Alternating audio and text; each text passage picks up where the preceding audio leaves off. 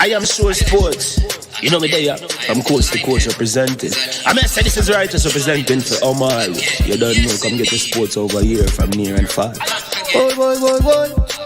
Me say I am sure sports, one thing me sure about. When me say sure, that me not doubt. Come get your sports, get it over here. Come subscribe, repost and share. I am sure sports, one thing me sure about. When me say sure, that me not doubt. Come get your sports, get it over here. Come subscribe, repost and share. If me not sure, that me not say it. Know who score, that me not say it. Never know no game play, that me not say it. If me never see no game, me not know who play. For your sports news, better come over here so. For your soccer news, then come over here so. If you don't love sports, still come over here so. For the day done, you are gonna love over here so.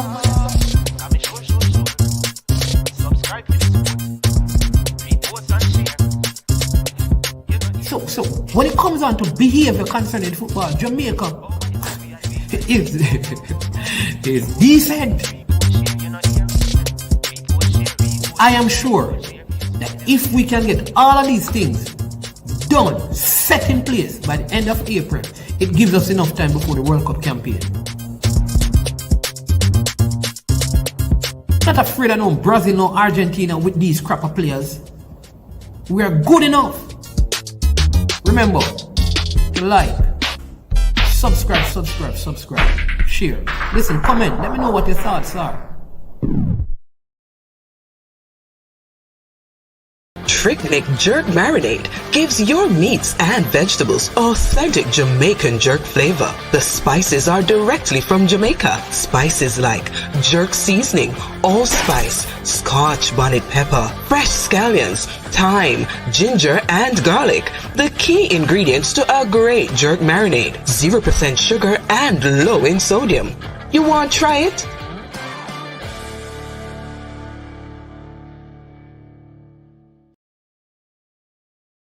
Made up of 18 Jamaican herbs and spices, add delicious, bold flavor to your next grilling experience. Flavoring sauce, a marinade, basting, condiment, or topping. Trick Nick Jerk Barbecue Sauce.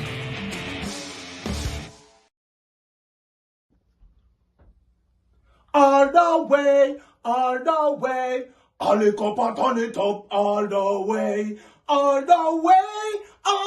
way, G-Rock say, all the cup. We go all the way. Boom! All the cup. August 12 and 13. Be there and Excelsior School Ground. Be there and kick it to them like a ball. After all, it's Ali, the baller. Whoa!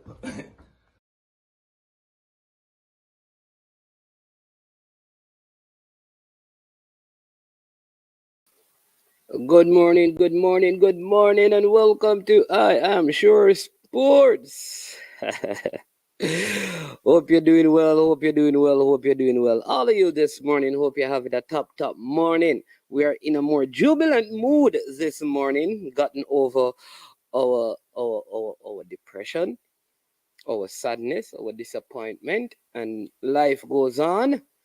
So we are moving on and moving forward, forgetting those things that are in the past and pressing to those things that are ahead of us. You understand me? And we use those things as lessons in preparation for the future. So good morning to you, and thank you for joining I Am Sure Sports this morning. I am your host. My name is Man. I want to welcome every person already in the comment section. Those of you who are watching and may not feel a need to make a comment, that is absolutely fine. We understand. Just hit the like button, like the video, right? That's what you do when you hit the like button. Subscribe to the platform and also share it with others. We want to get to, by the 14th of August, we want to get to 5,000 subscribers. We are like 1,000 and so away from there, so you can help as a part of that process. All right. We have a couple of things we're going to do this morning. I'm going to go back to a letter I read yesterday. If you have not watched that video, you need to go back to it. It's around 15 minutes where I read a letter from Kasafa about this youth league, the youth JPL, the under 20 competition that is supposed to be starting. We're going to discuss that. We're going to discuss the finals of the JPL All right, I'm going to tell you about a guest that I'm going to have to preview the Reggae Girls game. Yes, we have a guest coming on tomorrow, that's Sunday evening, to preview the Reggae Girls game on Monday. And we have a big show that we're going to be starting on the platform.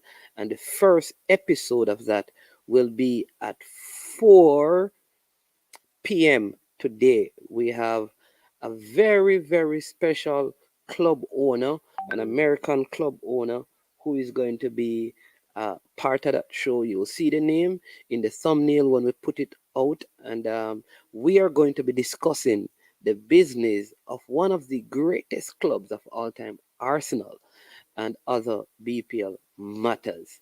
All right. So Roger is trying to pull me out, asking about Harry Maguire.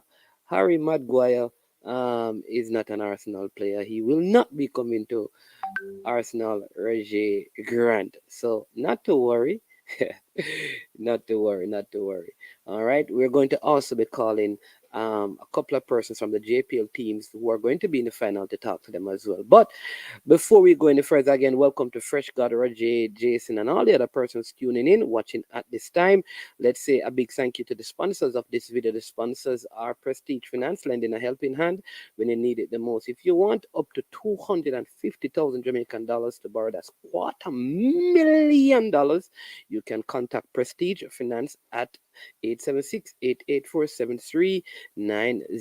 It's only 0 to 4% interest rate on the reducing balance. Yes, if you know the accounting, that's good stuff right there. No processing fee and same day processing. Just let them know that you heard about them from I Am Sure Sports.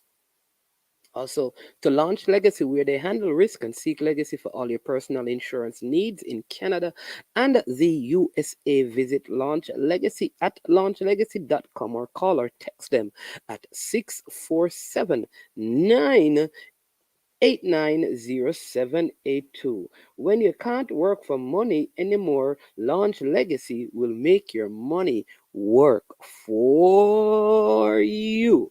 All right. Want to say also a big up to uh,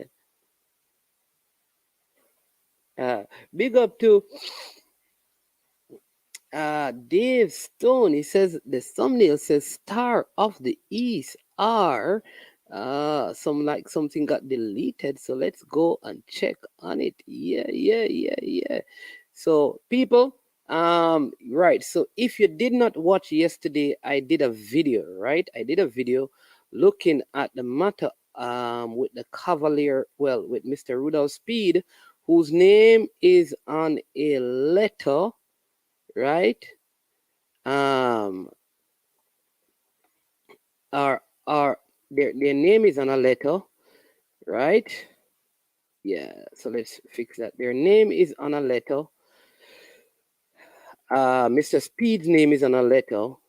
Written by Kasafa about, and that is really about the JPL under 20 league, and that under 20 league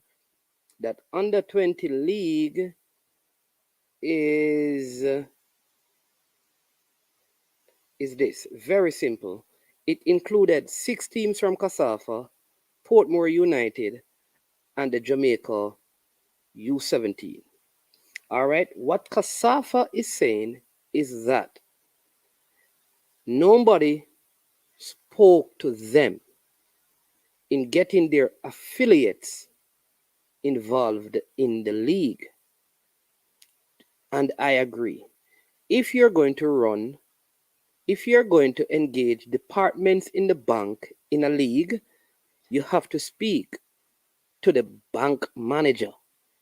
So, to be fair to Kasafa, there should have been some conversation that we're having this competition and we want to get your teams involved.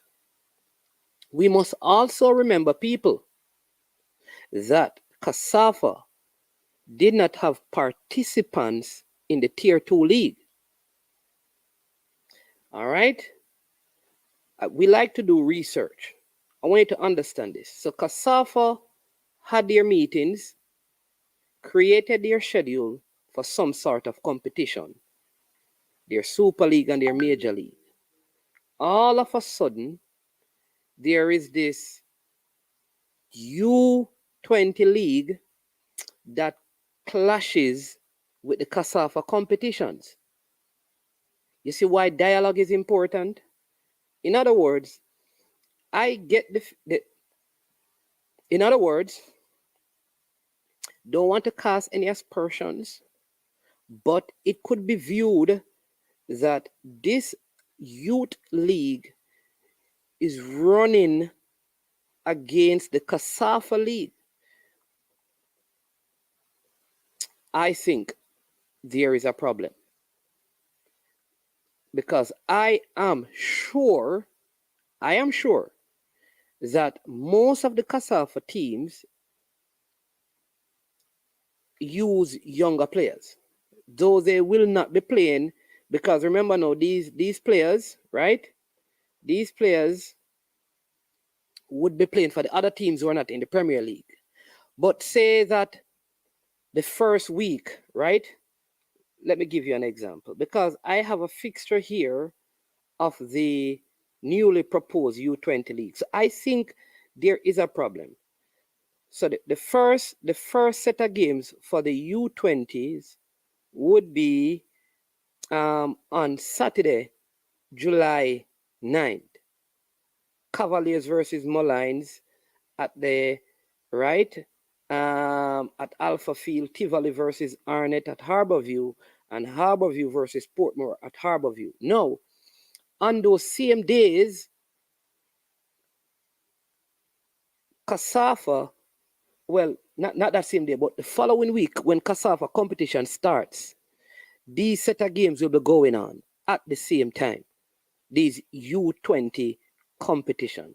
So I am here wondering if there was any dialogue with CASAFA. I think there needs to be.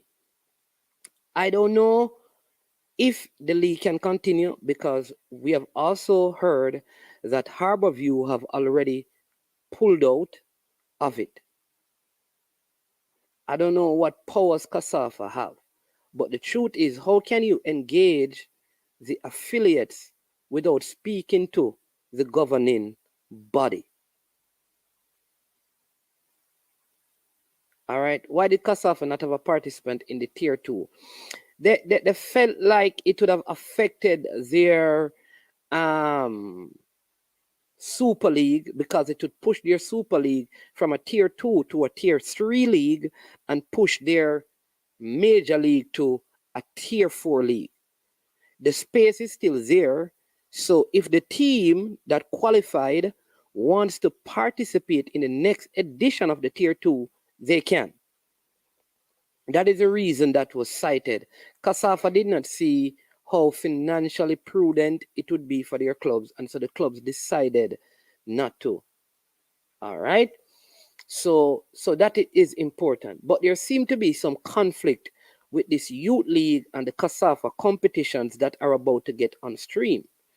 And so again, in the letter, it is suggesting that this is the brainchild of Mr. Rudolph Speid without consulting the relevant bodies.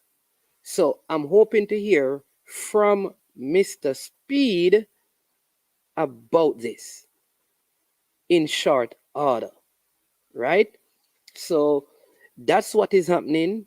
But CASAFA has warned or alerted their affiliates about participating in this competition. All right. What happens after this, we wait to see. But I think Mr. Speid should have dialogue with CASAFA if this is going to happen. Call them, speak to them. Speak to Mr. I think Wayne Shaw is the head of. Speak to him. Speak to him and say, listen, we plan on doing this. Because dialogue is important, you know. Maybe it's not a problem, so maybe they will have dialogue. But I think some of this is stemming from the whole tier 2 competition and CASAFA putting on competition outside of that. So it seemed like there is no competition in the football between the JFF and CASAFA. We can't have that. We already have enough problems. So let's see if we can fix this in short order. Pesa says, JFF run football, not CASAFA. Them should get banned for not playing in the Tier 2 league. No. So should Westmoreland get banned because Westmoreland is not in it either? Pesa. You need to should Westmoreland get banned? Whatever reason, Westmoreland is not in it for whatever reason. So should they get banned? And remember, CASAFA may not run football in Jamaica, but they run football in CASAFA. They are the governing body. And the JFF is not here to run football. They are here to administrate the operating of the football. How our constitution is for the parish association to have the lead and be affiliated to the JFF, who is affiliated to FIFA. JFF cannot run football in the parishes. That's really not their mandate. What they do, they oversee what is happening. So if CASAFA is in charge of Kingston and St. Andrew, and the JFF think a U20 tournament is good, why not just dialogue with them? That's all. That's all.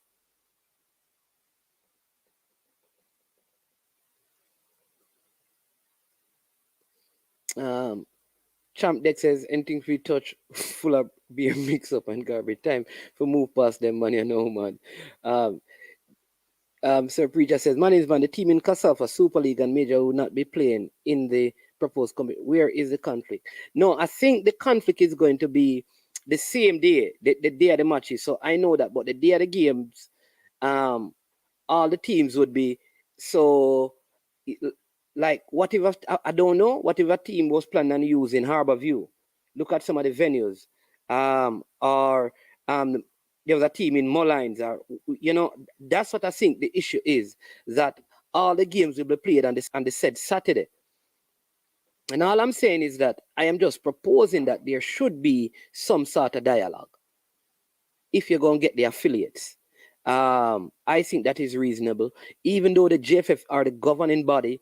The letter that was sent, like I read it yesterday, go and watch the video. If you look at the letter is actually in the video. It doesn't appear to be that it is a JFF-led competition. It's more like a Rudolph Speid-led competition. And I think this is where the conflict is between Speid and Mr. Speid and CASAFA, and that needs to be resolved. We're not sure yet, but we believe that it's going to be starting in the month of July. Malik Mills. Pesa says, Dave Stone, by not giving him the money he wanted yet, Milner and Ox. Oh,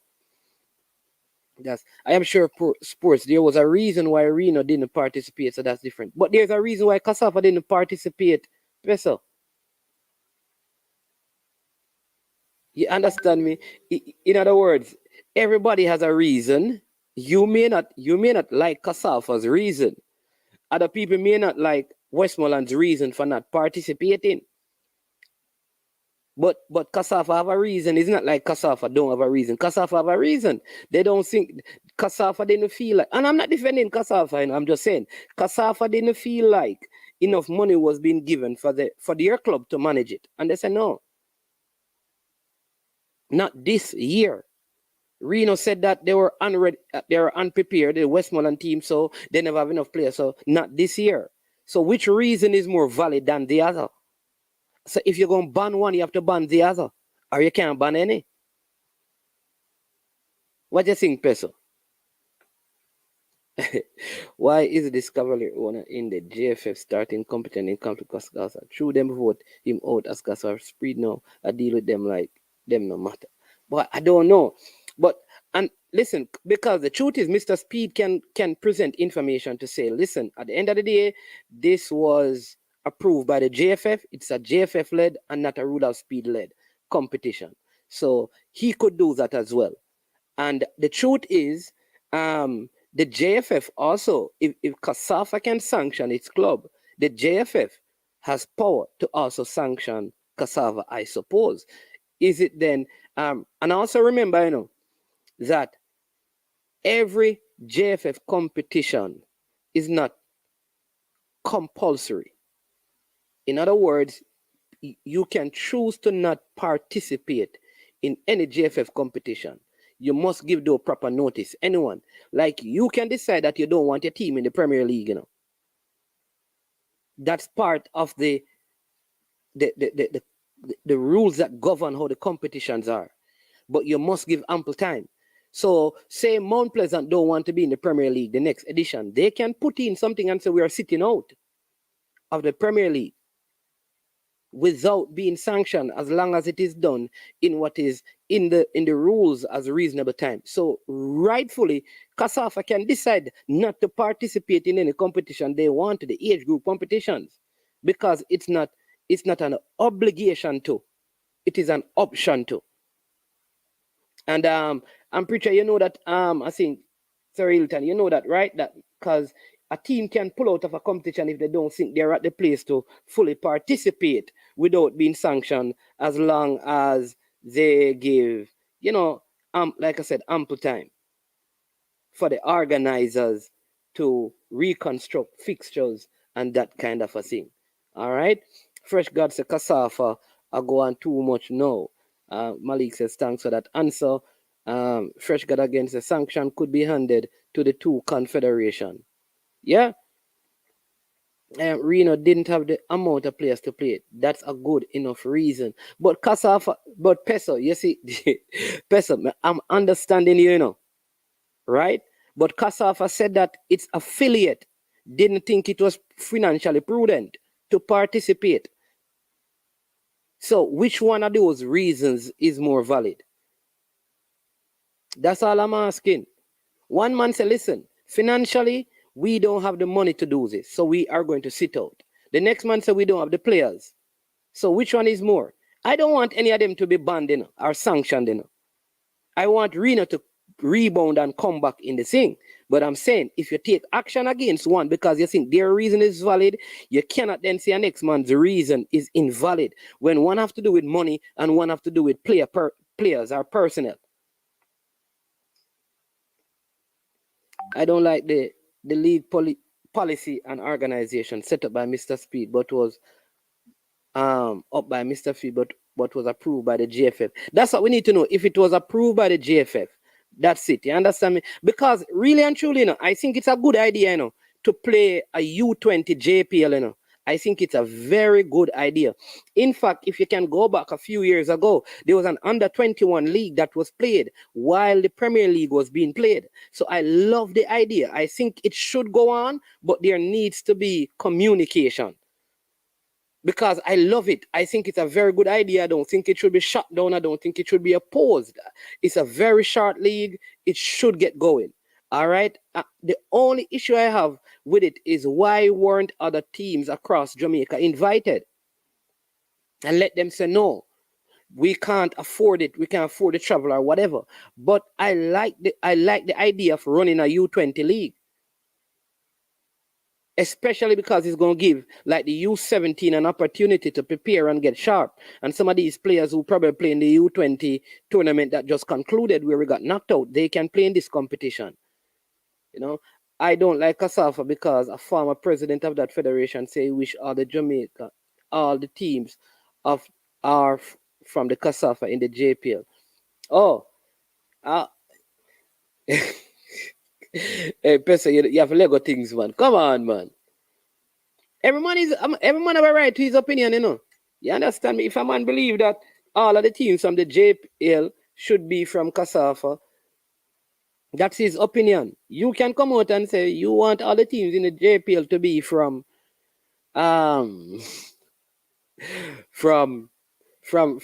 Western Jamaica. And you shouldn't be hated because that is your opinion still.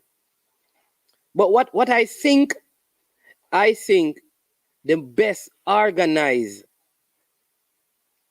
and structured team with good financial support should play in the league. I'm not talking about some teams because every now and then you're going to have some teams who pop up with a man have a lot of money and after 3 years, they just drop down. We don't want those teams. We want sustainable teams. Teams that can be in the league for 10, 20 years. Not after 7 years, them disappear off the scene. We can give you some. Where is Sporting Central? Where is Portmorant United? You understand me? Where is White Horses? Where is Village? You understand? We can go on and on and on. Where is Savannah? Right? These teams come up, they participate, they do well because there's an influx of cash in the system, and then all of a sudden they just disappear. We need good structure to sustain the clubs, and those clubs must participate in the competition. Good organizational structure and good financial backing. Those are the kind of clubs I think should be in the league. Whatever parish they're from, it really don't matter to me. As long as they qualify and they have a proper organized system and structure, they should. And if all of them is from Westmoreland, then all of them must be in the Premier League. If all are from St. Anne, that's where. If all are from Cassava, that's where. That means, you understand me? That means that's how it has to be. You understand? So, yeah, man's man, this thing only Jamaica happens in Jamaica. Any other country, they will be suspended and fined. I think you're talking that Cassava would be suspended and fined, right? I don't know. Have they breached anything though? Because everything is governed by rules, you know. So we'd have to ask what kind of rules have Cassava breach, and if so, then yeah. One of these days, I'm going to get someone in next week. Hopefully, get someone from Cassava who we can ask some questions as well. I would not say that because I'm not selfish. Yeah. But Peso, the truth is, I'd love to know what context it was said in, because sometimes we hear things in certain contexts and we take it out of the context. But I'd love to know when the person said that, because I'm not sure. You understand me? Why it was said. That's the next team, Arlington. Man, I told you about the lack of integrity with these guys and them supporters, them. Oh, big up Marlon, right? Bless up. Bless up.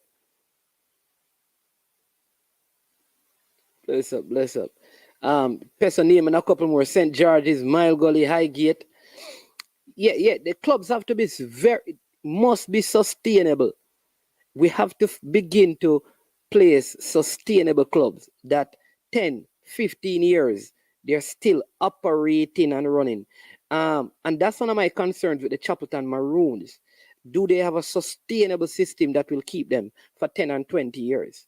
Is this an exporting central academy? Right? M10. So Portmorant and Whitehorse is still the St. Thomas. Them no move. All right, boss. I haven't heard anything about Portmorant United in any league though, or White Horses. Maybe they're still playing football, but these teams were when they were in the league. I mean, the kind of monies, Taros, the kind of monies that players were being paid. Some of it is unsustainable. After 5 years, they go right back to almost nothing, and we can't operate with that module.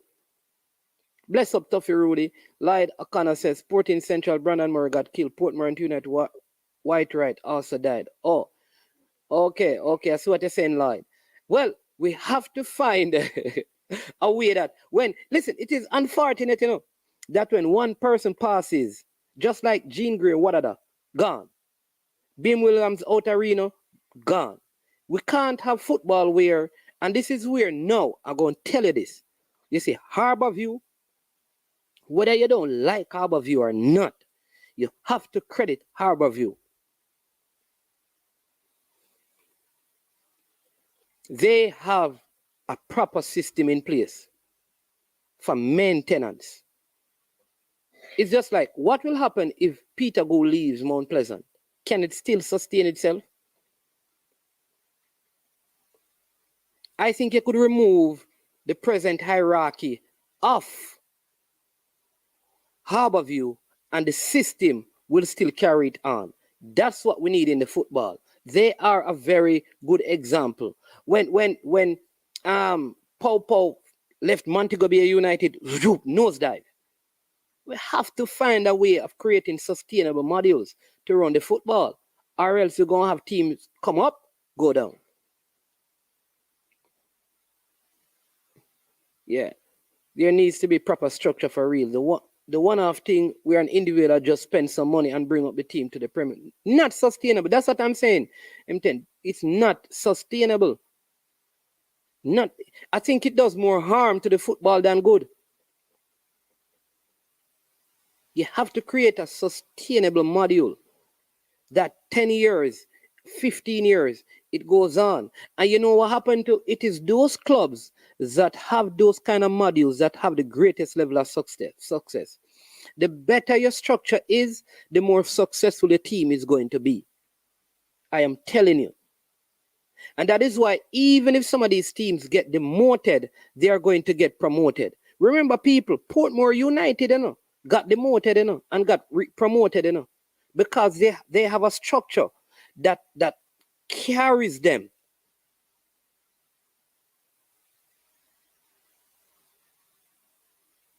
A club that I'm a part of, Constant Spring, hard to sustain once Danny Lynn is not around. And the Lynn family, that's part of the thing. We have to find a way of creating sustainability in the clubs that operate in Jamaica so the league can operate more effectively and efficiently. I'm sure Sport may not have to go in details to tell you about Cassava people. Believe them own our football. Think everything stay in town. I know I've heard that, Peso. I'm not saying that you're wrong, Peso. Sometimes Cassava comes across to the public like they are the dons of football in Jamaica. And they will tell you that the record proved that Cassava has had more success in every level of football than any other confed, from schoolboy to junior level to the Premier League level. That's true. They are bigger in terms of population and infrastructure. They have way more, and finances, they have way more. All right. What I want to happen though is that other parishes step up, so that Cassava, when they say that people can see a nonsense attack, look at Westmoreland, a nonsense attack, look at Senton, a nonsense attack, until other parishes step up and get past Cassava. You understand me?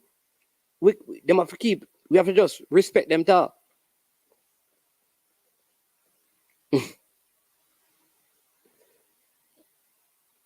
All right, Gunners boss, bless up. Telling me the ex are you asking? All right. Morris sell the team to Ian Zelo long before he died. That's facts. Okay. All right. Bless up, man. It really pains me to know that Reno can't find players anymore. That's what I'm saying. What is worse? A man said that we don't have the money, or a club like Reno saying that they can't find players to play football. Reno, excuse Peso, is that they couldn't find 20 players to play in a league.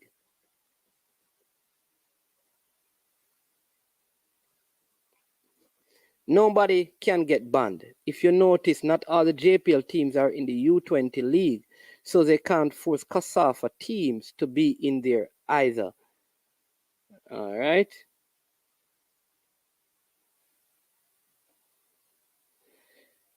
That's true, Peso, but talks were in the works of Brandon to either retake or buy back into the club. Okay.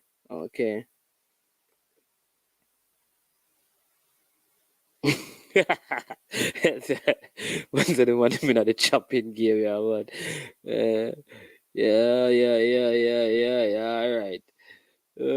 All right. So people, interesting times ahead for the football, but I hope something can be worked out with Cassava and the JFF and Mr. Speid can have some dialogue so this competition can go on, because I think it's a good competition. I don't think Cassava would oppose it if it is done the right way. I don't know, maybe it is. So let's see.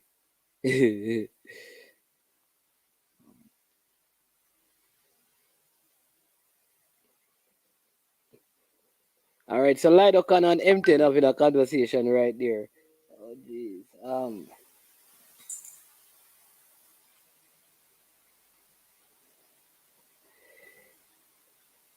Yeah, welcome to I Am Sure Sports. You're live on here. Good day, sir. How are you? This is Yeah, Falcons Football Agency calling. How are you doing, sir? I'm doing fine, man. You're live on here, you know. Yeah, man. Bless up yourself. Yeah, Bless up to man. the rest of the listeners and all. You know, it's unfortunate what happened with the under 23 because I think there's a lot of talent there. You know, and we just have to keep pushing. You know what I mean? Yeah, we just have to keep pushing. Yeah, that's the under You know, 20, when to not see the under 20. under 20, I should Yeah, say the under yeah. 20. My apologies. I went and saw one of the greatest football games I've ever witnessed in my life. The National Premier League at the Savannah Park. Yeah. what? Some of the greatest Hold on. goals. I mean, I've traveled, I've lived all over. I've gone to the San Siro Stadium. I've seen Leeds, I've seen Manchester United, I've seen AC Milan playing the great Gullit and stuff. But I am telling you, this game with Harborview, Dunbeholden and Cavaliers. You said, Carla, I think you said that is the greatest game you have ever seen I in have your life. seen Okay. in my lifetime. I'm here 61 years old. All right, boss. No, It is saying that we have. It is saying that we have the quality here. You know, we just need to have the right flavor, the right attitude, because you know our attitude sucks. Yeah, the discipline is what's beating us. The atmosphere, everything is great. I'm not gonna say this. You can quote me on this. You see, the person who I run JPL, is Yeah, Chris Williams. yeah. Him I run Jamaica Football Federation. Yeah. Why? Why? Well, the reason I'm saying is that this person, beside the fact that he's got his money, he's a businessman, he knows how to get people out, he knows how to get corporate Jamaica out. You understand? He knows how to galvanize and bring the country together. And he's got a passion for football. Yeah, he's got a real passion for football, a real passion for football, a real passion for the love of football, the love of country. You know what I mean? And this is someone who's changing the whole landscape of football in Jamaica. Yes, so you think the JPL has good money in it now? I'm just asking. Yeah. Yes, I think it's got good money. It's gonna have better money because you know people are gonna come on board and all of that stuff. You're seeing it. No, man, I'm just. Another thing is, Carla, and another thing, yeah, man, go ahead, man. I'm just asking questions because remember, it's not just you and I having conversation. There are persons. Yes, it's the whole Jamaica and its diaspora. Yes. All right. So let me ask you. All right, some real questions. There are players who are still not being paid and players who are getting like 20,000 a month. So yes, and I'm sure that's gonna change. Okay. Yeah, I'm sure because he himself came on a Sports Explosion saying that corporate Jamaica is like buzzing his phone right now for tickets. So from there showing interest, you know that these people are going to be putting money, pumping money into it. He's pumping money into it. You know what I mean? And I'm sure it's going to be better. We're not making the money that we should be making. The dollar is not as strong, but I'm one who realistically I never used to show up at a lot of the Premier League games, you know. And I'm so sorry because I missed out on so much. But I'm telling you this game, first of all, the Harborview Waterhouse game was a cracker also. Yeah. You understand? But the goals, the quality goals that were scored in those two games, had it been a Messi, a Neymar, Mbappe, or Christie, the whole world would be talking about it for years and years and years. So why we can't promote that? Why we can't do that? No, yeah, man. But that is what we need to do. No. There are a couple of things that we need to separate. One, very good goals, very good game of football. But I cannot say I can just name games, like one-off games that were way better than that game. And it doesn't take away from the quality. I can tell you about France and Brazil. I can tell you about there you go. So to say that it is, what is your opinion? You believe that it is the best game you have ever seen in your lifetime. That's fine. Yes.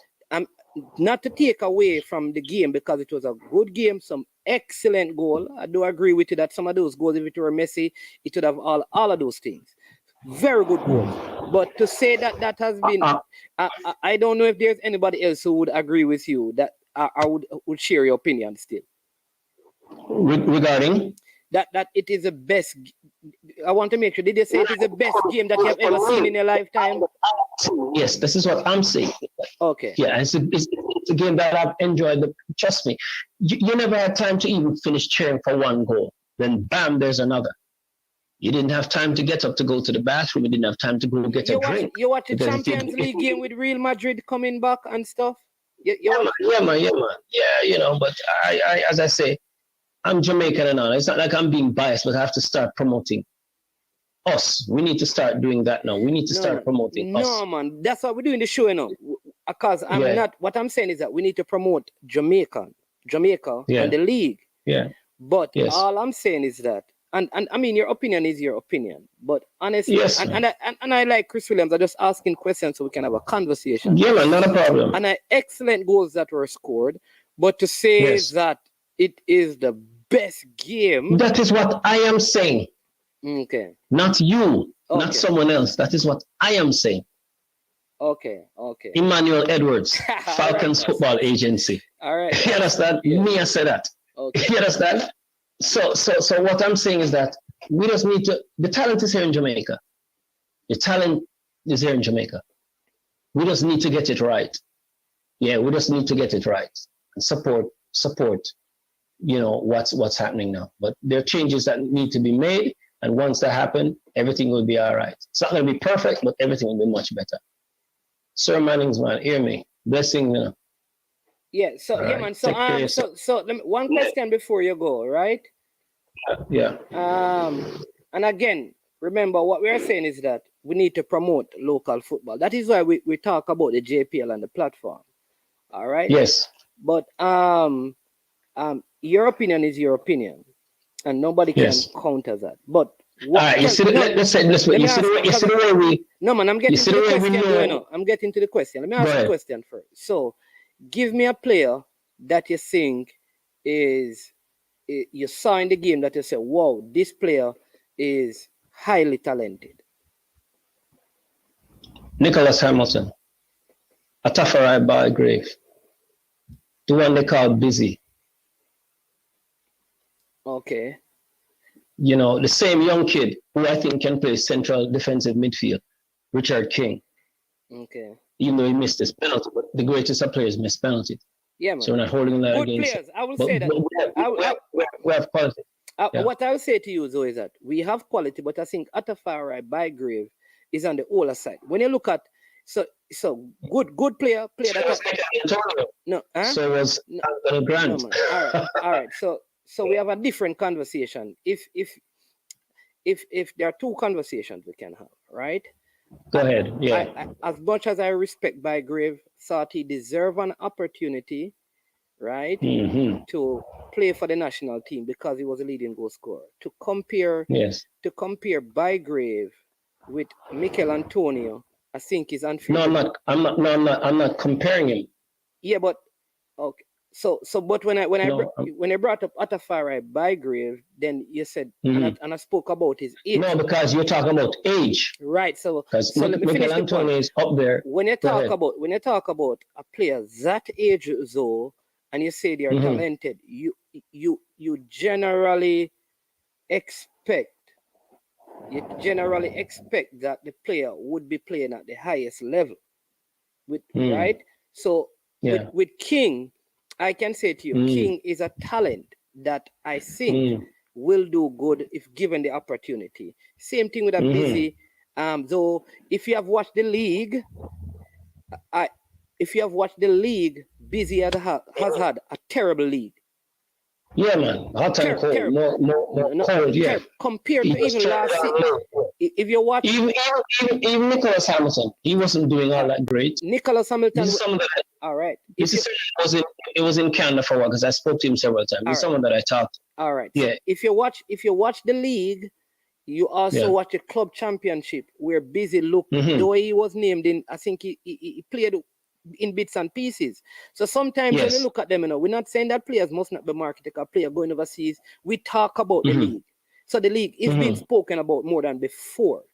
But when you look at football and you run an academy, good goals, good environment, but I can even go back to JPL games. in the Yes. past that were in quality way better than that. Better atmosphere, great coach. And now this is your opinion. Fine. Okay, so that's just how it is. As I say, what you think is not necessarily what I think. You know what I mean? But I'm telling you, bottom line is this: we're all Jamaicans, and that's where the priority should lie. Let's face it, right or wrong. But what I'm saying, the fact that we're doing this show is marketing. Like I have this. Yes. We are marketing the league, right? Yes. And whatever people do with our league, they do it with. Yes. When I watch Arsenal, when I come on and I Yes. speak about Arsenal, I talk about how that Xhaka should not be playing for Arsenal because he's not good. I said that we need to, so the issue sometimes. Manning's man. Yes. I'm sure sports. I'm on live. Yes. You know who and what I'm marketing? Yes. Falcons Football Agency, my football academy. But I'm also supporting and marketing Jamaica because I'm Jamaican. So it's not just a person don't have to be with Falcons for me to promote them. Once you're a player and you're doing good, I'm gonna promote you. No, man. So here's the point that I'm making. All right? Yes. Any publicity in this space is good publicity. Because if I come on and say Falcons are full club as an example, you know what going to happen? Yes. People going to still check out who Falcons is, which gives you some level. Exactly. All right. So the point I am making, and your opinion is this. Yes. When I watch the local football, we do videos. We have a weekly show where we talk about players and how good players are, but we also have a responsibility, and this is where whenever people hear, and even players are like this, there are players in Jamaica that if you come on and say, listen, this player never look good, they don't talk to you again. They vex with you. They like you're not supposed. No, it's a cultural thing. No, it's the same thing with the coaches. If you come on the platform. Remember, you and I spoke on personal levels about attitudes in Jamaica and us, the way we treat each other, because we don't love self.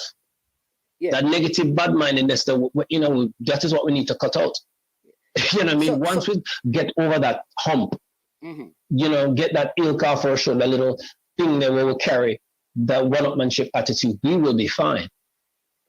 But once we start having this thing that's me, about me, be about self and not about us, it won't change. So this is what I'm trying to say. We just have to do it right, because we're some of the most talented people on planet Earth, the most imitated. But we have to love self. We have to believe in self, meaning as a collective. Yeah, man, and I agree with you, Carla. So yeah, good point. But I tell you something. I'm hoping tomorrow is going to be, even if we get 1/10 of what was shown on Wednesday. Trust me, people will be happy. Okay. Man, if they're charged, tell people to change the price, which they won't and can't.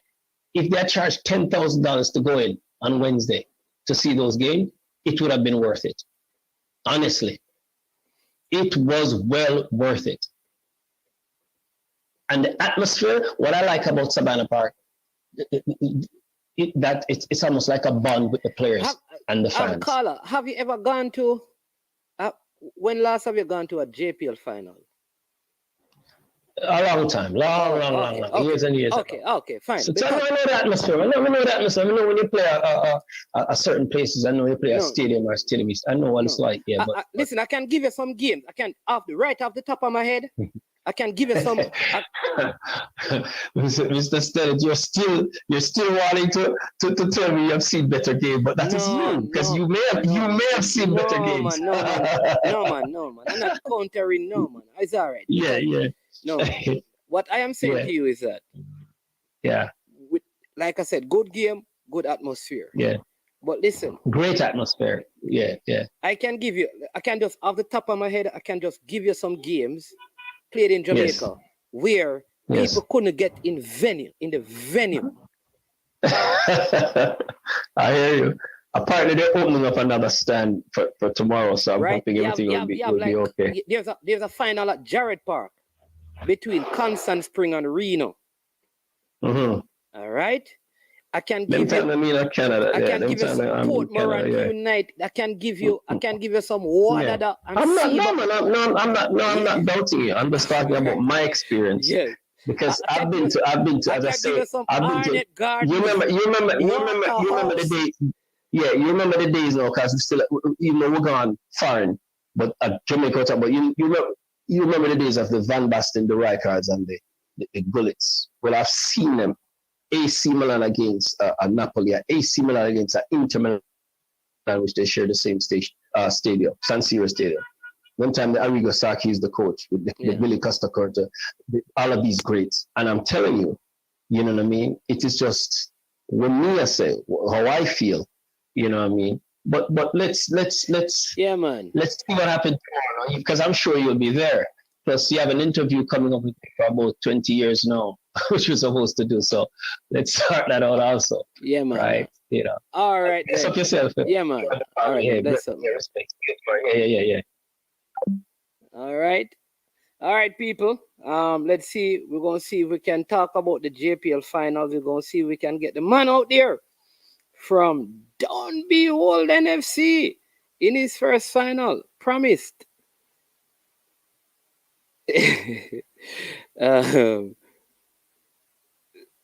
Yeah.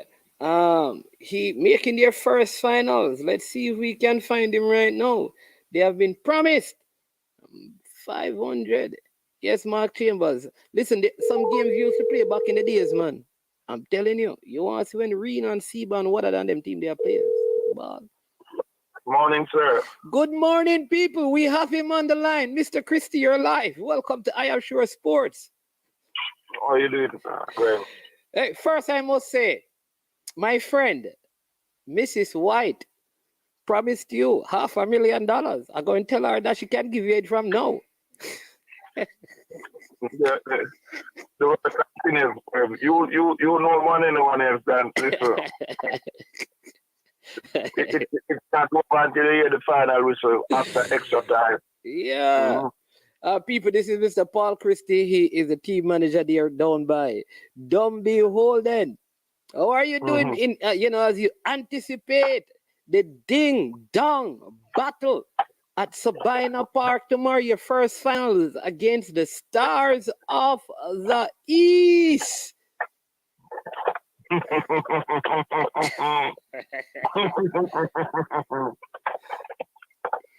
Well, what I can say to you, we won't change anything. We will just continue to trust our process, trust the coach, trust the process, and about respect, show available respect. However, don't fear them.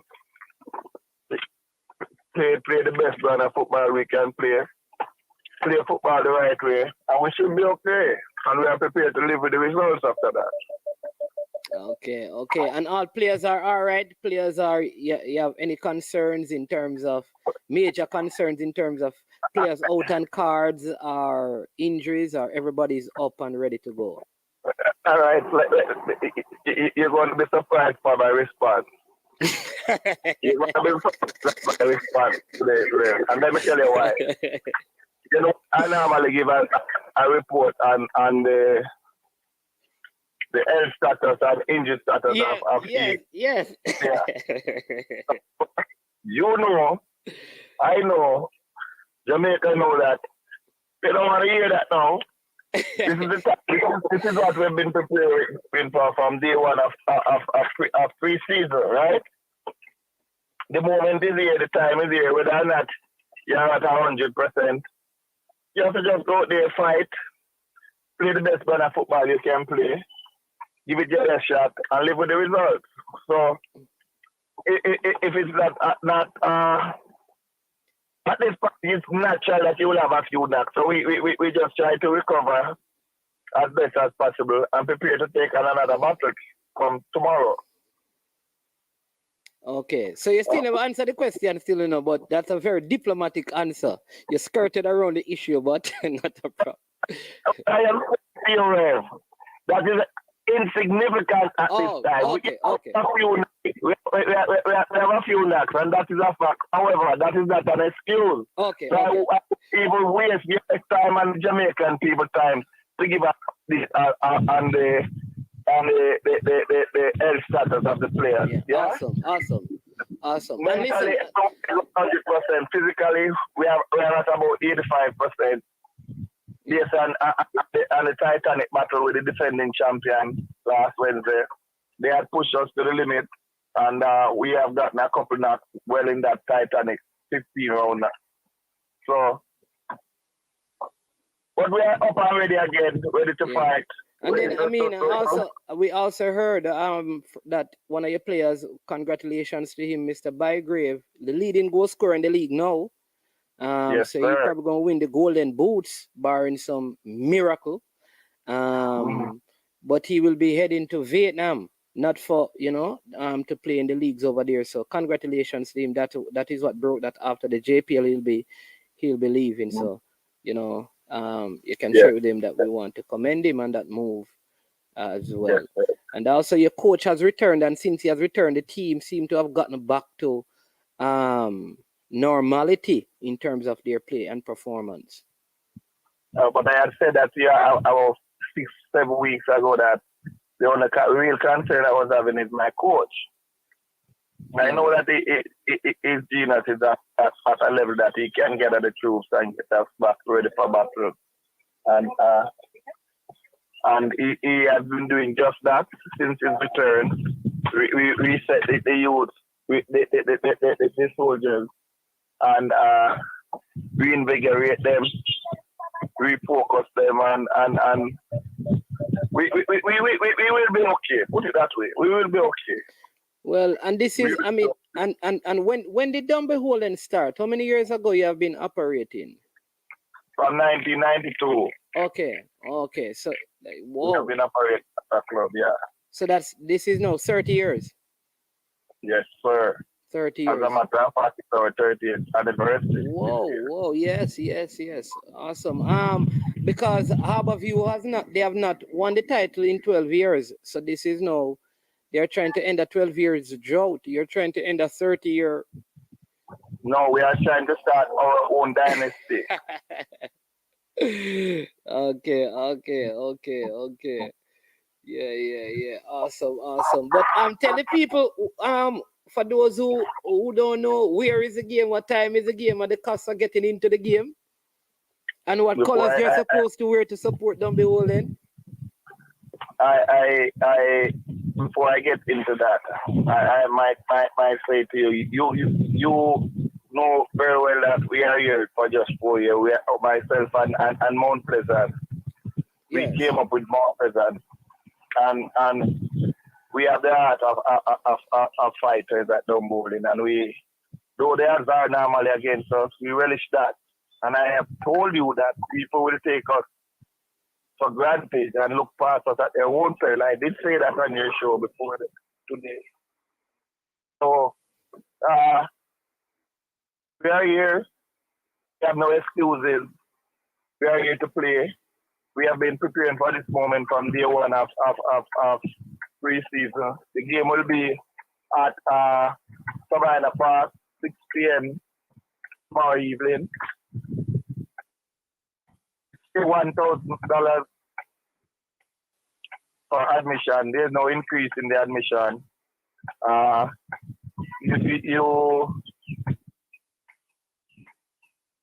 You can wear your blue for Dunbeholden. We'll be decking out our blue colors tomorrow.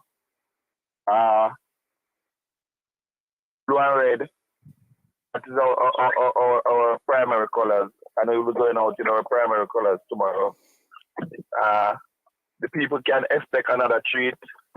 I've heard in the streets that the Dunbeholden Cavalier game was one of the best games I've played in Jamaica for a while. But my coach has been preparing for this game, so it's just a preview of what to come. Okay. But so, I will say this: your coach was at Harborview. And there was an unceremonial severing of ties that could be making this quite interesting because you would not want to lose? Well, before I even get into that, no coach would want to lose at this point. No coach would want to lose at this point. The good thing about Mr. Thomas or Gaffer is that he would have indoctrinated it in the troops from day one. No excuse, because your opponent definitely don't want to hear your excuses. So he's not here to give any excuse. He has made it absolutely 100% clear in an interview on radio and on television yesterday that there is no sentiment at Harborview, absolutely none. His sentiment is 100% with Dunbeholden, and that is good enough for me. I've seen him at work. I know that there's no gray area with him. He's either in or out, and when he's in, you'll get only 100%. There's nothing. He's not the type of coach that will at the end of the game will make an excuse. Oh, only if I had done this, or only if I had done that. He's prepared to come out there, give us his best, and live with the results. And the team took on to his identity, and that's why we are here now. It's not a fluke, and even the table would have pointed out that when he was away, he had left us with a clear 5-point lead at the top of the table. And for those 7 weeks that he was away, we would have dipped seriously have a dip in form. And it's not a coincidence. And he's back now, ready to work. He has been working. So the Jamaican people will see what he's here, what he has been doing. Because he's aware that it's our final game for the season. He wants to be the first coach in the history of Jamaica to win with a St. Catherine team. No St. Catherine team has ever won the Premier League. Yeah? No St. Catherine team has ever won the Premier League? No, sir. Portmore. No, What about Portmore? No organic St. Catherine team has ever won. Okay. I see what you mean. Well, you and I both know that as a Portmore will always be as a some mineralites in Clarendon. No matter how you slice it and dice it, that is a fact. Listen, Rob Smith, one of your biggest supporters and followers on this, is saying that please ensure that the prize money is sent by wire transfer into the account because he can't manage no more paper bag that disappear when they not travel with it because it's too much money.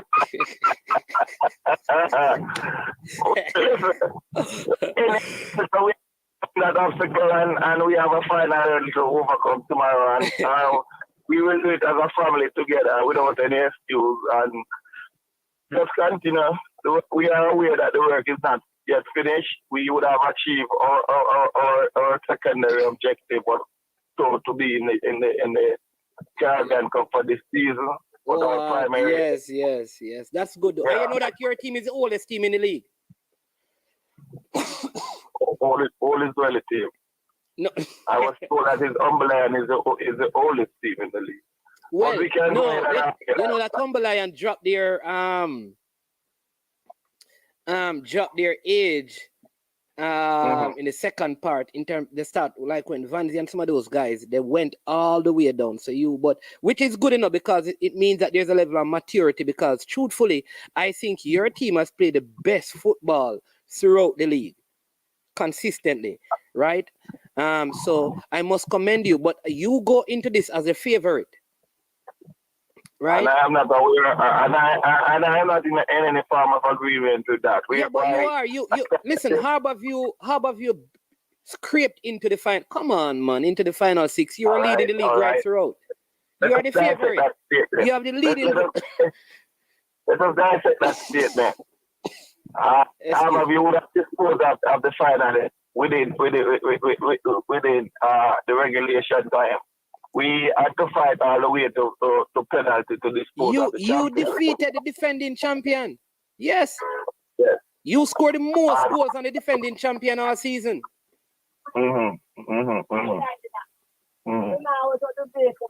Yeah. So yeah, and that's what Dave Stone is saying. He says, based on what I've observed, excuse me, and so it is safe to say that you are the favorites for winning the final. How do you feel about that? And I am saying, I am not aware of that, and I don't know about that. One thing I do know is that I've seen the genius of Mr. Ludlow Bernard at work. First with Arnett Garden, it was the mistake why he came out on top in Arnett game. And then with the finalists, the 3-time finalists, it was never ever a mistake. It was coaching genius at its very, very best. So whatever tag is placed on Dunbeholden, it is insignificant at this time because we have to come out there and play and show Jamaicans why we are here and that we did not get any favors. We truly belong here, and that is what we intend to do. So we are not looking at tags at this point. We just we are at the point that we have to just come out and execute, play football the right way, and live with the results. We are not concentrating on tags at this point. Yeah, and somebody's asking about if they will see Barnes and Murray because they haven't been seeing them in the squad. But unfortunately, Barnes is away, and Murray has been suffering with an illness for maybe the last 3 months. So he's not in the type of health that he could be in the squad right now. Okay. But you know, it is overseas, and Murray is dealing with some health issues right now. All right. But there is no excuse though. With Mr. Barnes and Mr. Murray is not here. Some other soldier would have to take up the mantle and just do what work on the principle on which we operate, and we should be okay. All right. And somebody was asking about to define organic. When you said that it is the only organic St. Catherine team. All right, let me explain. As I said to you earlier on, it's no secret that let us adjust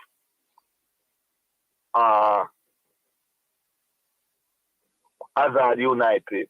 They would have changed the address and changed.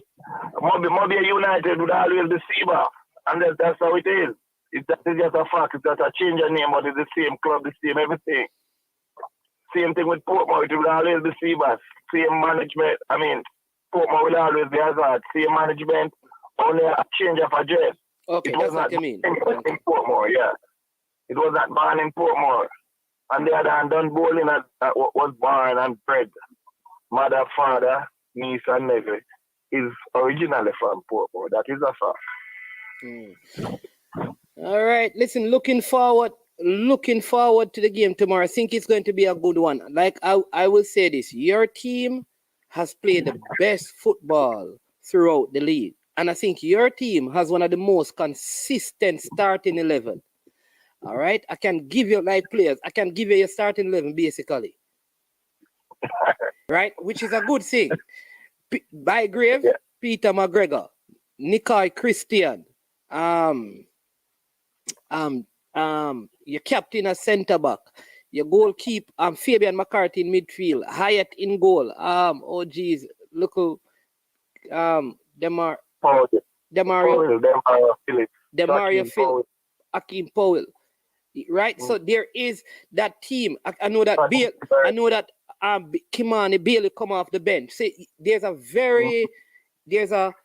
rotation that you have used, and I think that has helped you. And I think in terms of how you play the ball, you have always played well.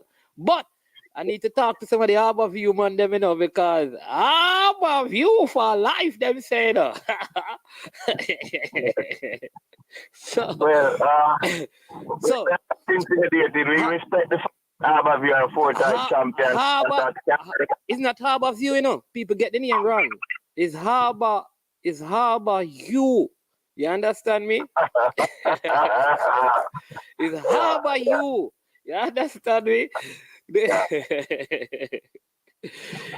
Yeah, man, but try to see if we can get through to hear from someone out by Harbor View as well. But all the best to you tomorrow. Looking forward to a very good game. Hope all the fans turn out and, you know, bring back some life to local football like what we saw in the quarterfinals and the semifinals. Again, one of your major goals you said you have accomplished, which is to qualify for the CONCACAF Club Championship. And I hope that this will, because I know even financially it has been a little bit difficult for you this season because we have had several conversations. So hope that people come on board and support the work, you know, and just, yeah, because you have a good thing going out there in Dunbeholden. But congratulations again, man, and well done to you, Coach Harold Thompson, and all the players. And I hope you can, you know, get it over the line. If I were a betting man, I would not bet on this game.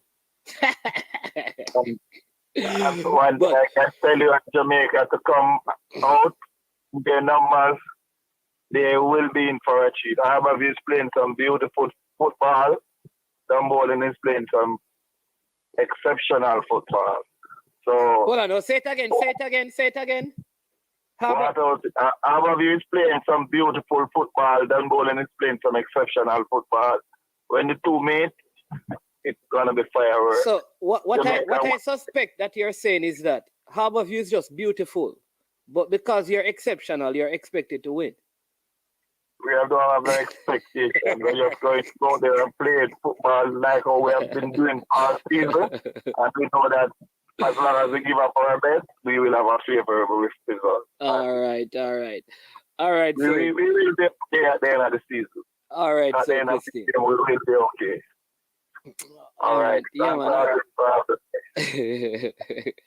All right, yeah, man. All right. Bless up and thank you, Mr. Christie, for coming on. Really appreciate it. And all the best again for tomorrow's game.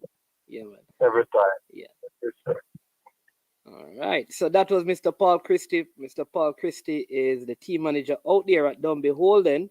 And, trying to get through to a representative from Harbour View, but we have one of Harbour View. We're going to try and get one of Harbour View's biggest fan.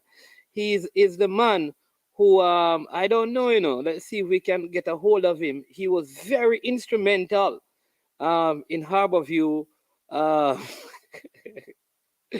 winning. So let's see if we can get him online. Seem to be very busy, but we're going to try to see if we can get him online. He was very instrumental in talking to the coach from a distant land, giving the coach some instruction as what to do. So he says, good afternoon, my name's Mark. Is this the man who had to call the Harbour View coaching staff and give them the strategy? Mr. J, anyway. My name's Mark. Yeah, Dre, how you doing, man?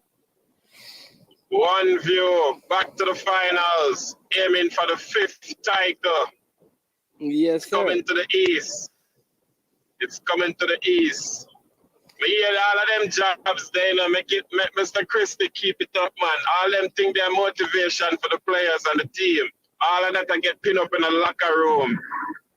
What else he had to say? Very interesting stuff. Yeah, man. I mean, I think he has a lot of respect for the team, but I think the Harold Thomas who was at Harbour View, that is going to make it a sweet game because I know he would have some knowledge because he coached some of these players out there before he left. So it is, you know, kind of interesting to see what will happen. But I'm very impressed with this Harbour View team because at one point it felt like they were going to be out of the league in terms of the playoff, and they just rebounded significantly. And I have to commend Coach Ludlow Bernard. sometimes we criticize people. We have to give credit. I remember and I said to people, I remember when Tyreek Zeminis, as an example, was on the bench. Many people were saying that he should be starting because he got called up. But Ludlow Bernard stick to what his name, Staple. And that guy has paid back the coach. I mean, one of the better right backs. There you go. One of the better right backs this season. Talbot was away, and then he used a centre-back pairing that have been so good that he could have played them without Talbot. Amal Knight kept for the national team, get injured. He put a 17-year-old in there, and he kept him in goal, and he kept Harborview in the tie. So when you see these things, you have to commend the coach because he was willing to make the tough decisions, and they all turned out right in the end. Very brave decisions. It may not fall in favor with the media or the fans then, but the coach at the end of the day, he will take responsibility for these decisions. He can't take responsibility for a player's performance on the field, but very intelligent decisions here by Ludlow Bernard, despite what the media and the fans may think. But it's paying off, Mannings, man. And thing that you gotta give also Mr. Giardini, the GM, some credit to. During the off-season, the transfer window here, you realize that Killian Lawrence came in March, and also Nicholas Hamilton came in March. And they are now very integral parts of the playoff run for the Harborview team since those changes were made and those players were added to the team on a whole. So it's a lot of credit going around, and some consistency was needed throughout the season, but it's coming together towards the end of the season. And it was a mistake by, a communication, a lack of communication, or not proper communication between Talbot and the young goalkeeper there that led to Waterhouse actually having some hope in this semi-final game there. But not to take anything away from Waterhouse, but it had Trevon Reed buried that chance from 8 yards, they would never been in it. Yeah, even the acquisition of Trevon Reed from Tivoli on loan was a next big move by very strategic signings, players that fit into what Harborview trying to do, and like it has paid dividend. And because really they have three good upfront men.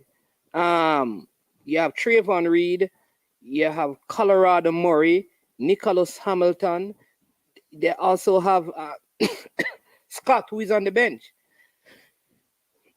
Colorado Murray, yes, that's another signing in March too. So that's why I said give a lot of kudos out to the GM and Mr. Stewart, also for signing off on those deals that were made during that transfer window there, which we knew. You remember when Mr. Speid and you guys keep doing the shows and they're saying that we can't score goals and you remember, we were like the second best defense in the league, and then March we addressed the area of need and concern. Because even when you were holding the show and I was bashing Scott for the numerous chances that he missed. I am telling you. Listen. But no, we put it together, man. Hey, listen, look, let me tell you this. I have to give credit. So let me give you some names, people. I'm going to tell you a particular incident that I think transformed the Harborview. Many people don't remember this, right? But I was at the game. And so when I say a lot of respect must be given to Ludlow Bernard, I kid you not. All right, there are some persons there that I need to bring up. Some of you may know that they are part of Harborview. So there is O'Neill Smith. Bigger, they call him. There is Foley, Donald Stewart, Mataran, Sean Fraser, Ludlow Bernard. I remember a game at Draxall, and there was a big falling out.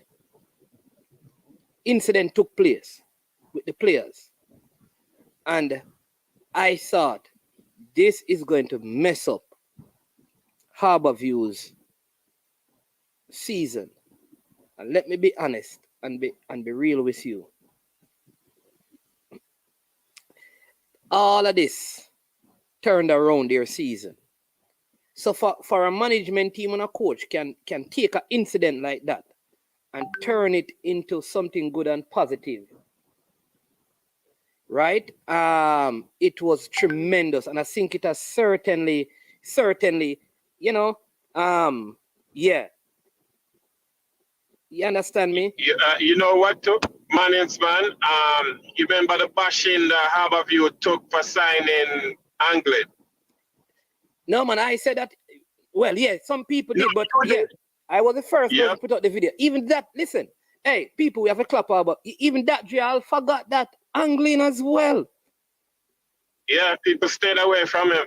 Yes.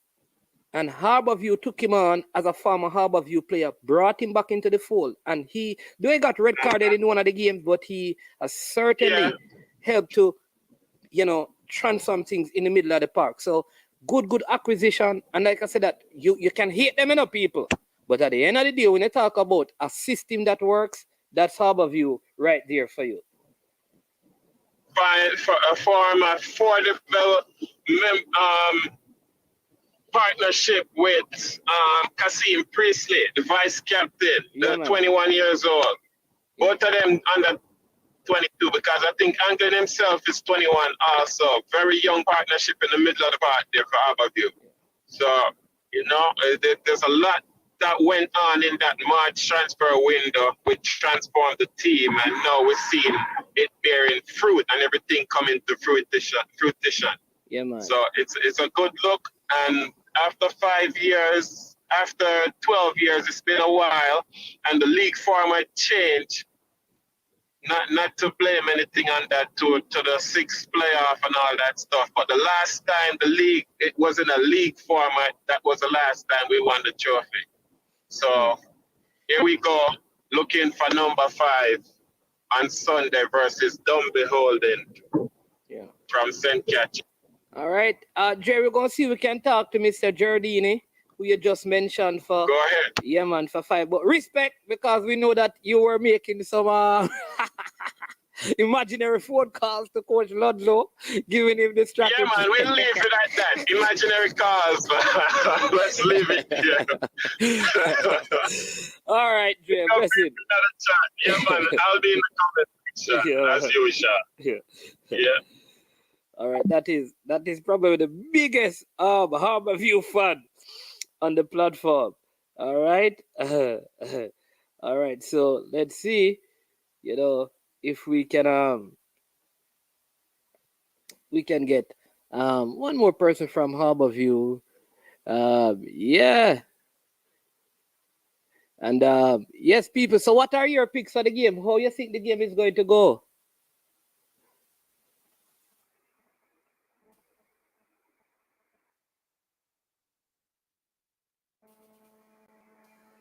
What are your picks? I mean, what are your thoughts? What is your score line? What is your prediction for the game tomorrow? Michael Sadler said that Harborview. Mr. Clive Giardini, good afternoon. This is Manningsman from I Am Sure Sports. How you doing, sir? Manningsman, how you doing? You're doing fine. You're live on air with a lot of Harborview fans mixed with a lot of Dunbeholden fans. Good. Good afternoon, everyone. Good afternoon, football, sports lovers. Good afternoon, everyone.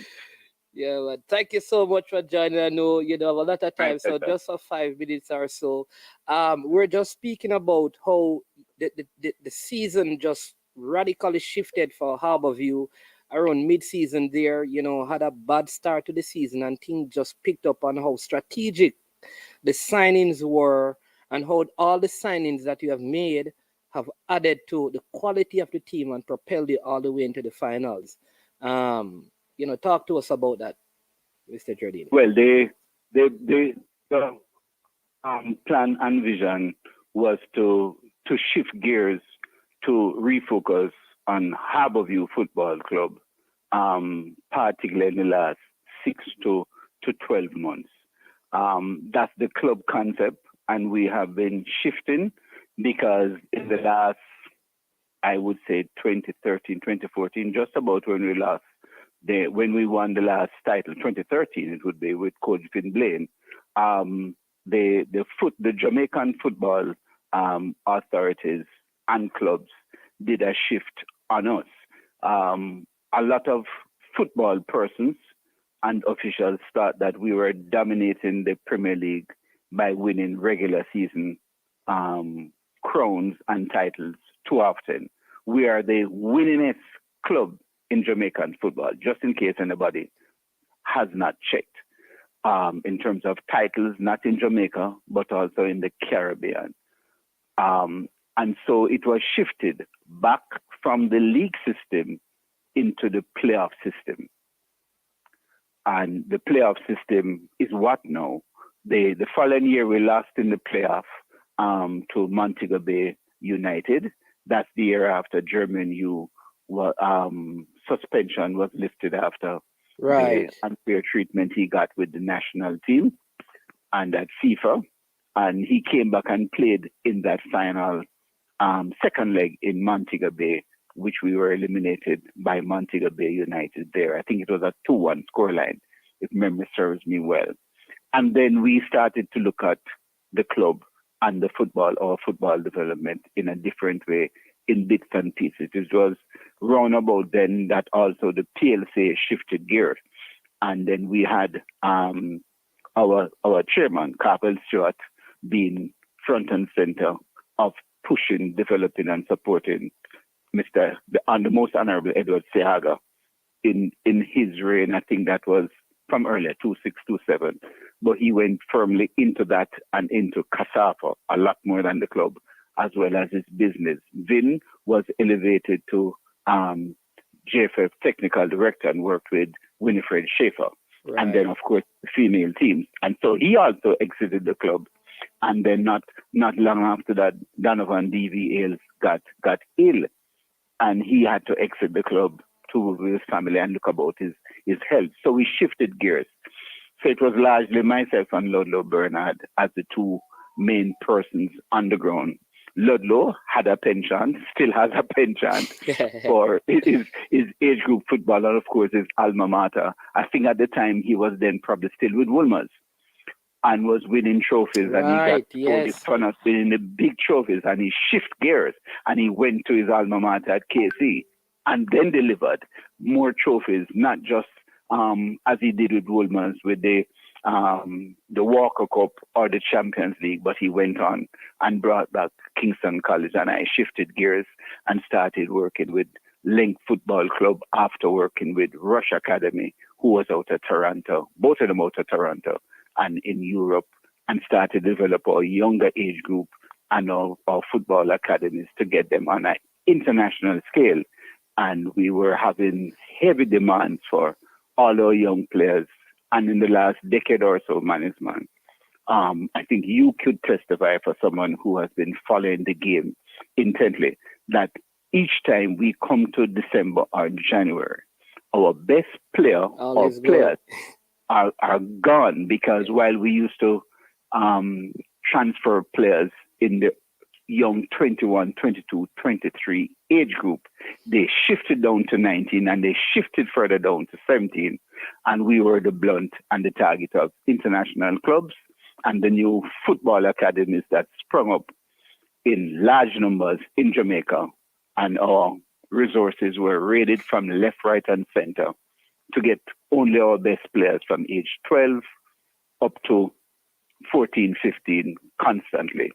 Myself and Coach Sidney McFarlane focused on the under 13 and the junior teams, and we won the under 13 locally, island-wide, and Captain Burrell, before his death, had volunteered that we represent Jamaica at the CONCACAF tournaments in Mexico. So for the last 4 years, we have won the under 14 until the pandemic came, and the last 2 years that hasn't been played. So we shifted gears, and we have shifted gears again. Now Ludlow is finished with his tenure at Kingston College, and you see how quickly that has transformed into getting back into the final. As you mentioned, in the transfer window and at the beginning of the season, we said there's no time to start looking at getting back into regional football in addition to the international transfer market. Sir Jardini, don't lose that point, because Jermaine, you is in the chat, and then somebody is asking asking if is Jeremy and you call Jerry. Yes, man. Jermaine Jerry, Chinaman. One and only, the maestro. All right. The maestro He knows that. I know that. Just let you know that the I thought maestro the is. world knew that. Sorry, my apologies. Yeah. Go ahead now, right? So you're talking about. Yes. So here we are. We've shifted gears. During the pandemic, we took the unheralded stand that we would not train, we would not have the youngsters accumulate, we'd reorganize our club, we'd put a lot more into management, creativity, and organization and technical development. In the organization from the youth group right up to the Premier League and the Masters. And so while academies and many schools uptown and across the island were in training, our youth teams were not in training until in December of last year when we started peeping out. We're back in full gear at Casafa. We have been the leader in the league in the under 17. So we're there waiting to get into the semi-final. That should have started next week. We're in Casafa at under 17 or under 16 is back in international competition. And so that group, which is some of our under 15 and some of our under 16 that played in Casafa, now travels on Monday afternoon to Trinidad and Tobago for a 5-match tour from next Monday afternoon, July 4th, until the following Friday, July 15th. And so we're getting the gears back in order.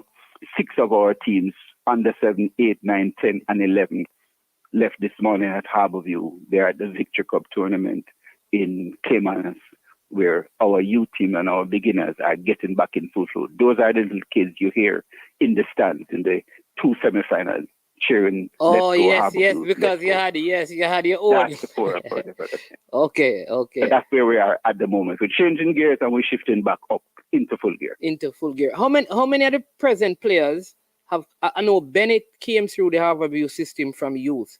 Yes, he did. And Priestley. Any other player on that team like they came through the youth ranks, because that's part of also the Harborview DNA, that you have a lot of players that come through from your under 10s all the way up to your senior team. How many players? That's correct. Right.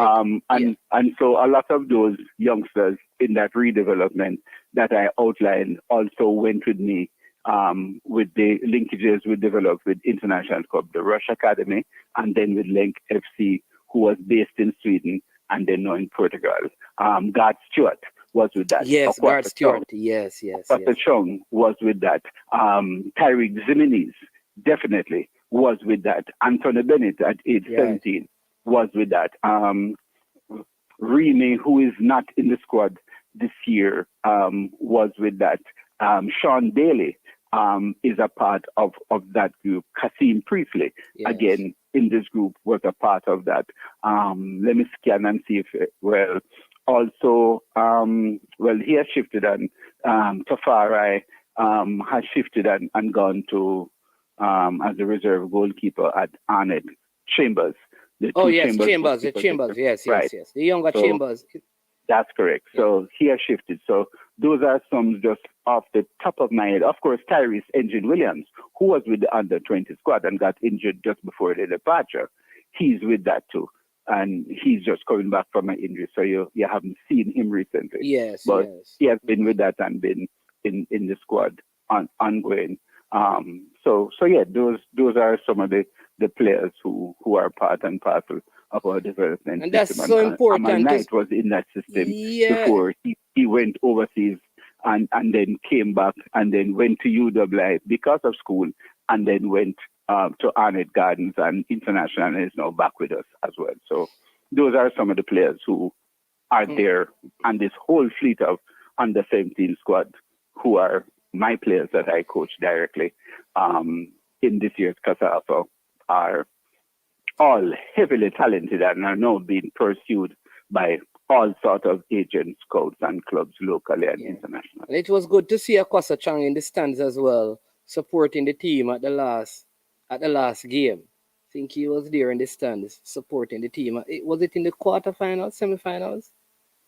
Come again, man. I said that it was good to see it. Good to see Akwasa Chang supporting the team as well. You know. Yes, he's here for a little bit. He's probably soon return overseas, but he's here and has kept in contact, as we do with most of our players who come and go on international duties whenever they can. Listen, I have to, like I said, I have to commend you because I remember when they played at Draxall, there was an incident there. I mean, with some of the players, and just how that was managed, because you think like something like that could break up a team, mess up a whole thing.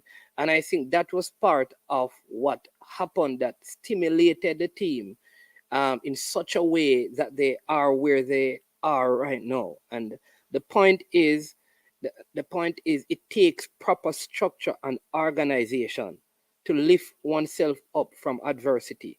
That many people thought like Harborview would have finished at the bottom of the table or close to that end. And to see how you strategically brought in players, right? Like the Trayvon Reed who played with Ludlow at Kingston College, for him to come over to take Nicholas Hamilton. Like Dre, anyways, I was saying to me, even with Joshua Anglin, some people are probably saying he should not be playing. And you went out there as a Harborview man, a man who was at Harborview, and said, listen, we are going to be with you. We're going to support you. Come be a part of the fold again. That whole thing, we spoke about Ludlow Bernard playing a 17-year-old over the national goalkeeper. These things only can happen in a properly structured organization, because many coaches would not have a privilege of doing that in certain clubs. So we want to commend Harborview for their exceptional management and organization, because it takes proper off the field organization to get teams organized on the field. Yeah. Thanks, my man. There's some aspect to it that a lot of people don't realize, because while everybody obviously sees the players, and you would have been in my company and discussions I've hosted, and you have participated where we get licks for not bringing in a lot of people and reinvesting too much in the Harborview people. We believe in the Jamaican talent, always did for 48 years, since March 4th, 1974, and we do know, not just the players like Germanu, like Sean Fraser, who is the assistant coach to Ludlow Bernard, like Donald Fowler Stewart, who is the assistant coach to Ludlow Bernard, like O'Neill Bigger-Smith, who is the manager. Yeah. We reinvest in what we know and where we know the talent is, where the culture is, and where we think in time, not immediately, the results will come. And it's coming now. And when it comes like you say Harborview now. It comes in a flood. And if you look at Dunbeholden, Harold Thomas, Harborview. Yes. Ricardo Smith, left back, no assistant coach, Harborview. 5 players, Decoy Christian, O'Dane Samuels, Redder. What's his name again? Clayton, what is Cleon Pusey, the right back. Yes. Who got carded in the semi-final game. Yes, he's a Harborview man. Yes, right. I forgot that. Sean Duar, central defender. DeAndre Thomas. All those 5 players and 2 coaches were at Harborview for some period of time. So we know that once we do what we can do, we can produce good quality Jamaican football. Yes. That's our mandate, and we stand by it, and we want to improve it. Yeah, man. I mean, finally, before you go, let me also highlight this to people. No, the system at Harborview and the coaching staff, if you look at it, it all... You break it up, management, not hearing it clear. Yeah, when you look at the Harborview, just before you go, when you look at the coaching structure, the management structure, right around it are Harborview players. People and former players are people have always involved in Harborview. You go to some of the other clubs, you rarely find that. So it's good to see that the club not only caters to people when they play, but when they have completed their playing time, you know, they find a way of getting them involved back in the club. It's because they have the heart of the club, they understand the culture of the club, which is important. I wish our football on a large scale, because even at our highest level in Jamaica, we don't see that sort of, former players being put back in place to help with the administration. And Harborview has that module, and it keeps reaping success. Yeah, it takes time, it takes dedication, it takes hard work, and it takes sacrifice. But a lot of us, our culture is to get there quick, get there fast, boast about it, and then disappear from it. It's not about the hype. It's about the commitment. It's about the love. It's about the heart and the dedication. And to do it properly, it takes time. It does not always come immediately, but we know surely it will come. Yeah, man. Mr. Jardini, thank you so much. I'm not going to ask you any prediction because I know you only have one answer. I know you have Jerry, some coach. big up yourself. Yeah, man. All right. Blessed. All right. Yeah, man. All right. So, people, there you have it. That was, so we have heard from Dunbeholden, Mr. Paul Christie. We have heard from Dre Anyweather. We have also now heard from Mr. Clyde Giardini, part of the executive team out there at Harborview. Looking forward to the game tomorrow. It will be a humdinger, I promise you that, because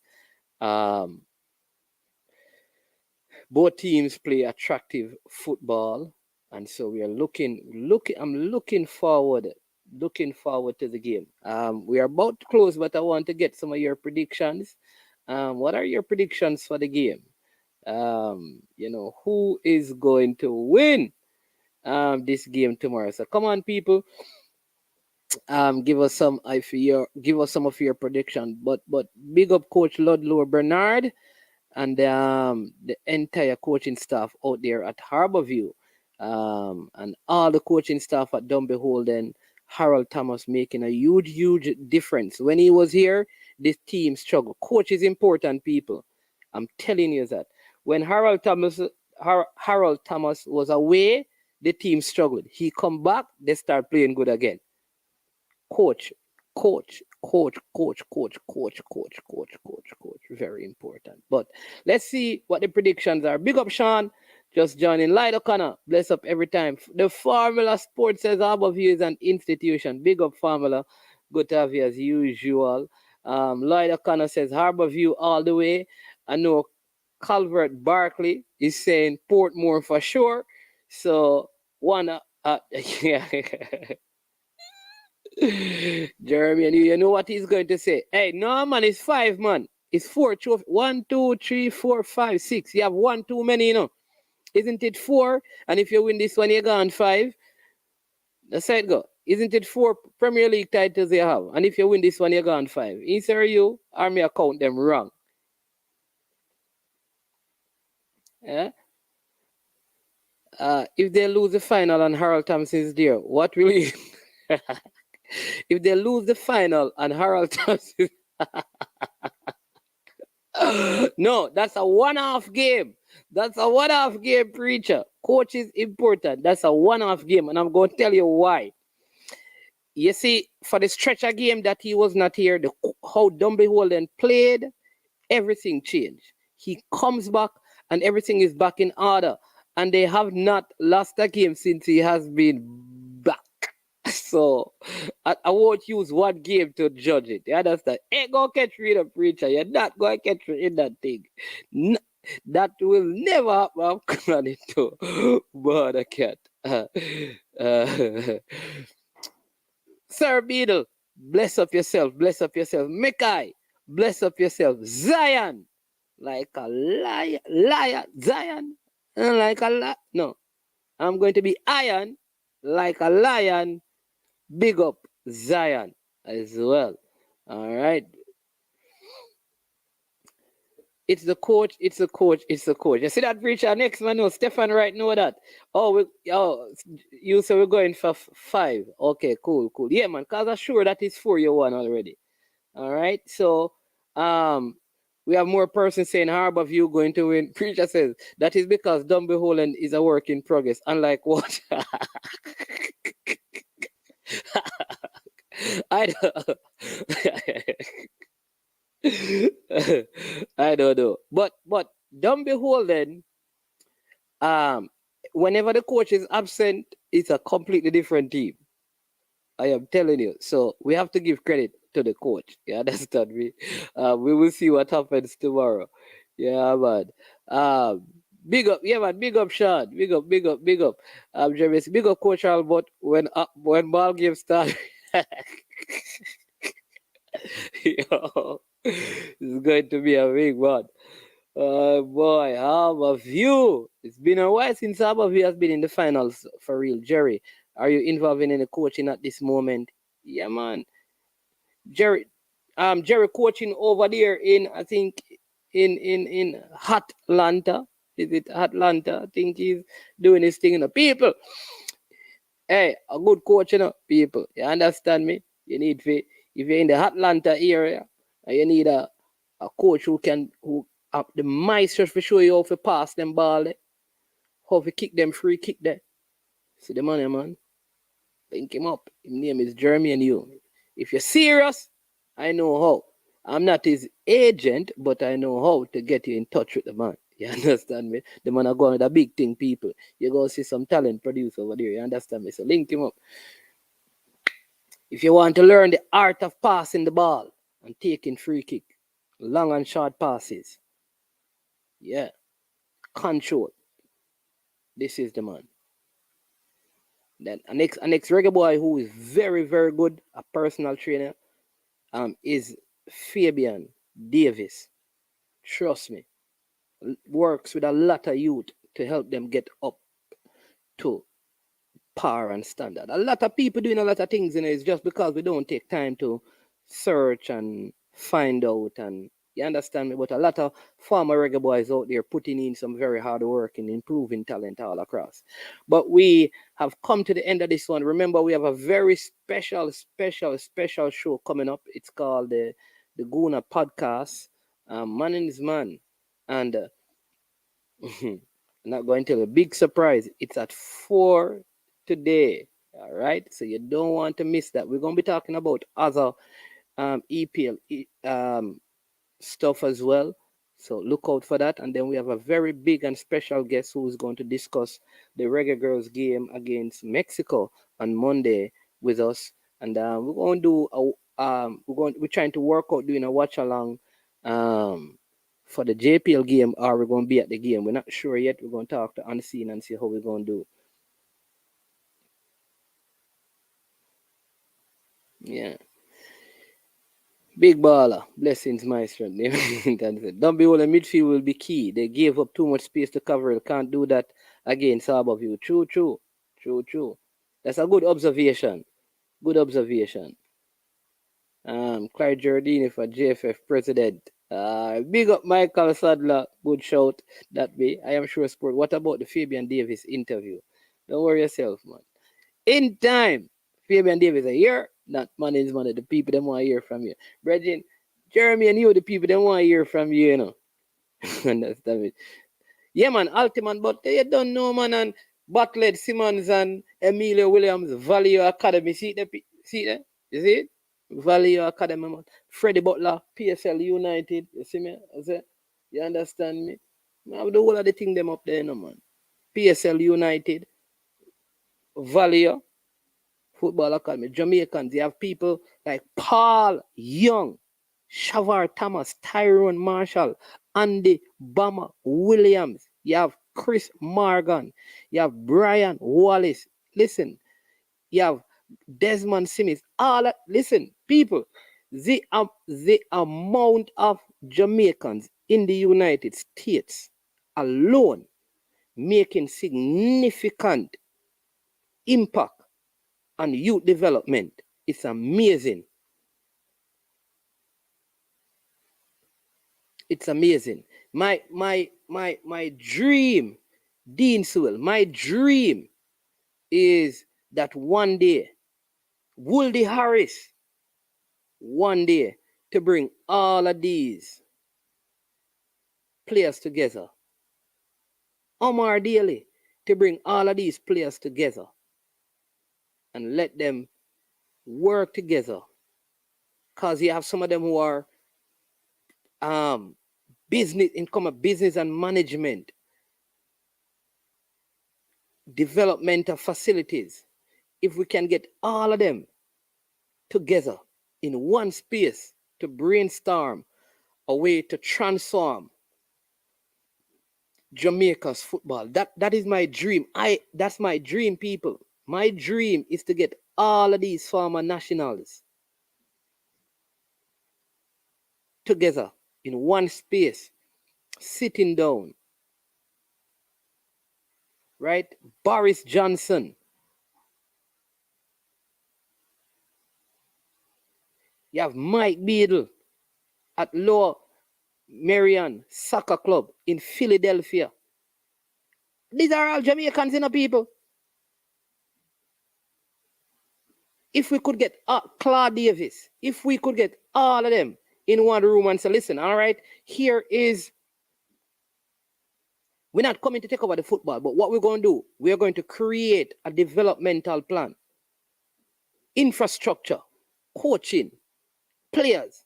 Imagine if they say, all right, every year we'll take some coaches from Jamaica, bring them to our academies for 2 months, 3 months, them stay at our house, and we help them develop and grow, send them back. You have all Damien. Listen, if we don't want to leave out nobody's name, may I tell you the truth, but it's tons of Jamaican.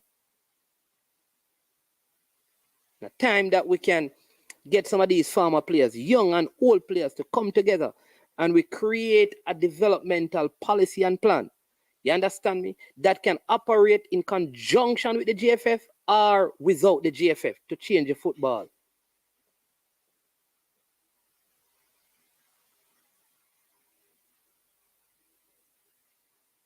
It can work, people. Robin Fraser. I'm going to tell you, I can't give you a whole heap of name, man. It's a lot of names out there.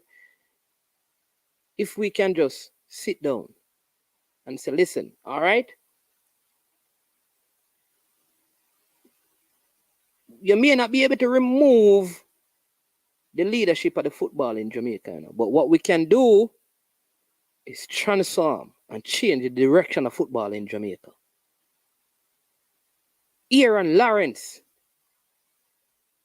Damani Ralph in the scouting thing, Ryan Thomas. Imagine if we say, okay, listen, let's go parish by parish. Let's take 6 months and create and transform something in. Hey, it can work, people. I have a dream. I want to thank you again for tuning into I Am Sure Sports. It has been an absolute pleasure being with you today on the show. As we discuss the issue between CASAFA and the JPL Junior League that is supposed to be starting. All right. So, we discussed that. We also looked at the JPL game finals, Dunbeholden versus Harborview tomorrow at Sabina Park. $1 to go in. That is $1 is 1,000. You understand me? Soap, according to Duckland Stenet, is for $300, but the cup them get bigger. You understand me? So big up to every one of you. Sir, you. Bless up Calvert Barkley, Lido Connor, Quilch 100, Michael Sadler, Roger Grant, Lee Young, everyone, Peso, everyone, Ishmael, every person, Jason, Brain Drain, everyone who came in, Beadle, bless up.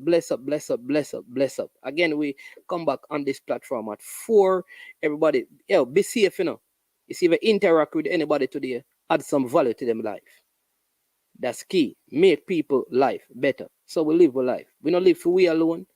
We live for help transform the lives of others. Because you see, when you're going up the ladder, we want to pull up somebody with us, or we want to travel up the ladder together. We want to rise together. We don't fly solo. We want others to soar with us. Because each one help one. Blessings to you. I am Manning's Man. This has been I Am Sure Sports. And we are over. And we are OUT.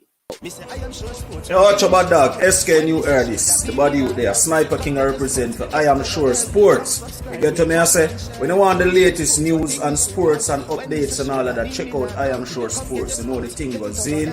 Remember, cover the whole island. Remember Kingston, Westmoreland, Galchester, Ocherase, Galtigo Bay. Everywhere. I Am Sure Sports. Check it out for the latest news and latest updates. Sniper King I represent. Where them feel like? Ha! Yeah, someone on for the food from young, from where they knee height.